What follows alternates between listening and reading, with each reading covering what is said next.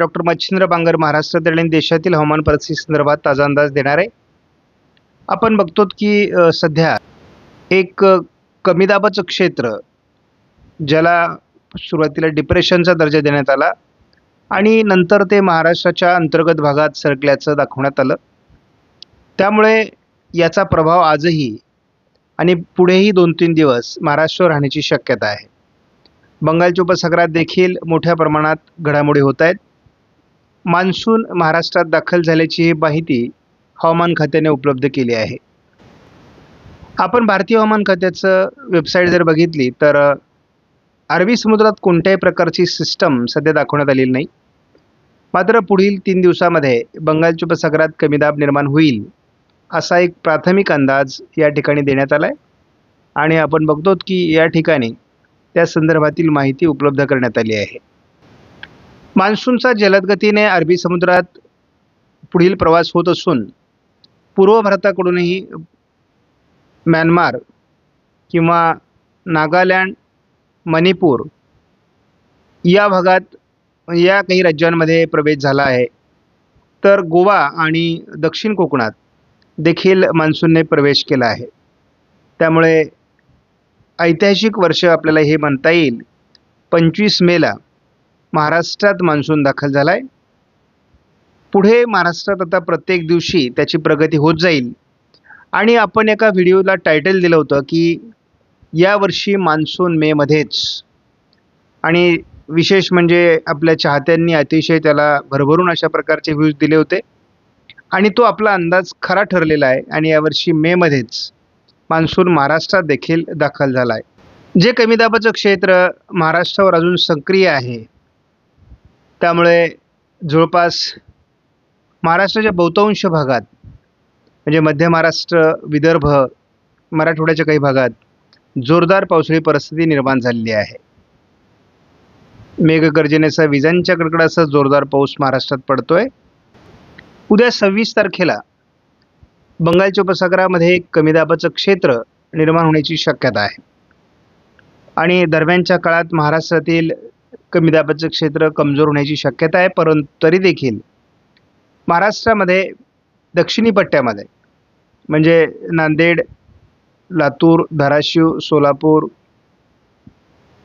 पुणे, सातारा, रायगड, रत्नागिरी, सिंधुदुर्ग भागात पावसाचा अंदाज कायम आहे. या पावसाच्या प्रमाणात थोडी वाढ होण्याची शक्यता 27 तारखेला आहे. बंगालच्या उपसागरातील वातावरण जरी विरुद्ध दिशेने पूर्व भारताकडे जाणार असलं तरी देखील महाराष्ट्रातील कमी दाबाचं क्षेत्र अजून सक्रिय आहे. त्यामुळे 28 तारखेलाही महाराष्ट्राच्या बऱ्याच भागात म्हणजे उत्तर महाराष्ट्र, मध्य महाराष्ट्र, पश्चिम महाराष्ट्र, मराठवाडा, कोकण असं मोठं पावसाळी क्षेत्र राहण्याची शक्यता आहे. महाराष्ट्रात 29 तारखेलाही विरळ स्वरूपात पावसाचा अंदाज कायम आहे. 30 तारखेपर्यंत महाराष्ट्रात विदर्भात आणि कोकणात पाऊस राहणार आहे. त्याचबरोबर विदर्भ आणि कोकण असं पावसाळी वातावरण 31लाही राहण्याची शक्यता आहे. मात्र मध्य महाराष्ट्र आणि उत्तर महाराष्ट्रातील पाऊस कमजोर व्हायला सुरुवात होईल.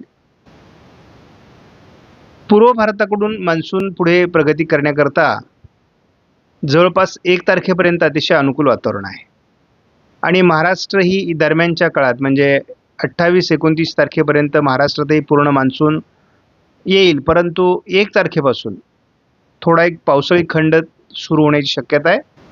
महाराष्ट्रावर या खंडाचा प्रभाव 2 तारखेलाही असेल आणि भारतामध्ये पावसाचं प्रमाण 3 तारखेला कमी होण्याचा अंदाज आपण यापूर्वी दिलेला आहे. महाराष्ट्रात कमी दाबाचं क्षेत्र निर्माण झाल्यामुळे मान्सून अतिशय गतिमान पद्धतीने केरळ ते गोवा आणि गोवा ते दक्षिण तळ कोकणापर्यंत पोहोचलेला आहे आणि उद्या मान्सून महाराष्ट्रात आणखी प्रगती करेल किंवा पुढील 2-3 दिवसामध्ये महाराष्ट्राचा आणखी काही भाग व्यापण्याची शक्यता आहे. आणि आपण बघतो की एक कमी दाबाचं क्षेत्र अजूनही कोकण आणि महाराष्ट्रावर सक्रिय आहे. 27 तारखेला देखील थोडं पश्चिम महाराष्ट्र, दक्षिण कोकण, मराठवाड्याचा दक्षिणी भाग, मध्य महाराष्ट्र असं पावसाळी वातावरण राहणार आहे. 28 तारखेला थोडं हे दक्षिणेला सरकणार आहे म्हणजे थोडा प्रभाव कमी व्हायला सुरुवात होईल.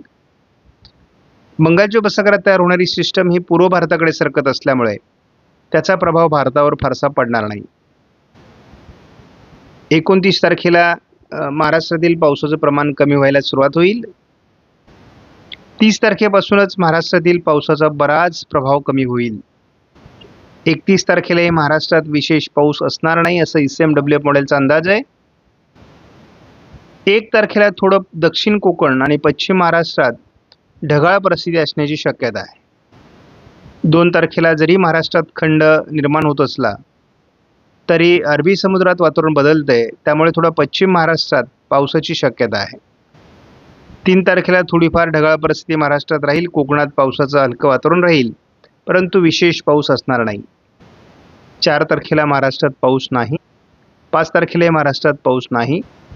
6 तारखेला हलकं पावसाळी क्षेत्र विदर्भात तयार होऊ शकतं. 7 तारखेला मात्र महाराष्ट्राच्या काही भागात म्हणजे मराठवाडा आणि विदर्भाच्या काही भागात पावसाचं क्षेत्र असण्याची शक्यता आहे. 8 तारखेलाही महाराष्ट्राच्या दक्षिणी भागात थोडं पावसाचं वातावरण राहील, परंतु संपूर्ण भारतात पूर्व भारत सोडता पावसाचं वातावरण असणार नाही. 9 तारखेलाही थोडं पश्चिम महाराष्ट्राच्या काही भागात पावसाळी वातावरण राहील, परंतु महाराष्ट्रात बऱ्यापैकी उघडीप असणार आहे. थोडक्यात 7, 8, 9 तारखेला जरी महाराष्ट्राच्या काही भागात पाऊस असला तरी खंडाचा प्रभाव महाराष्ट्रात 1 तारखेपासून तर 8, 9 तारखेपर्यंत जाणवणार आहे.